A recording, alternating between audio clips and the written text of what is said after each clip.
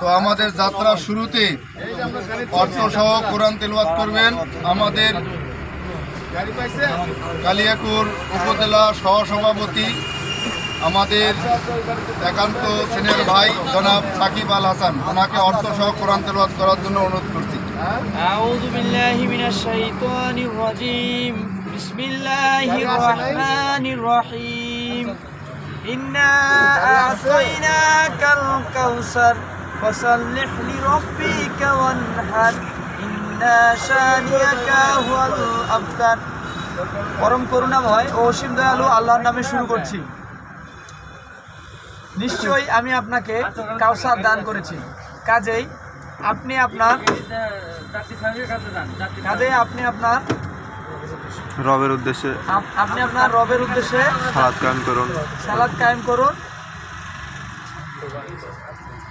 যাক, আলহামদুলিল্লাহ, পবিত্র কালামে পাকের তেলাওয়াতের মাধ্যমে আমাদের কর্মসূচি শুরু করছি।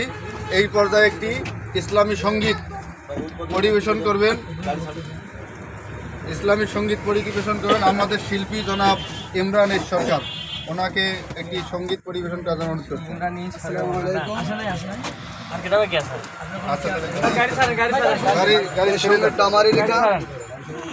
হে রাসূল, তোমার এই দিনের চলার পথে খুঁজে নিও রোজ হাসরে এই গুনাহগার উম্মতের।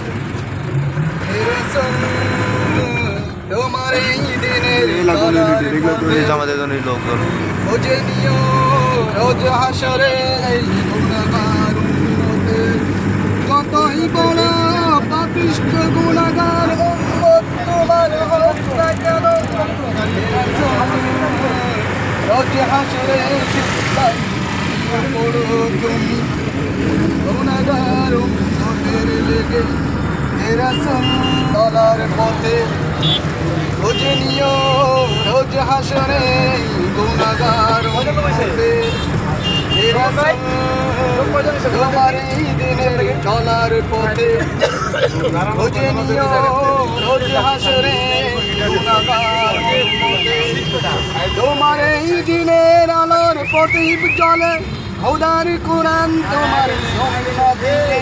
হে রাসূল, তোমার এই দিনের চলার পথে খুঁজে নিও রোজ হাসরে গুনাহগার উম্মতের।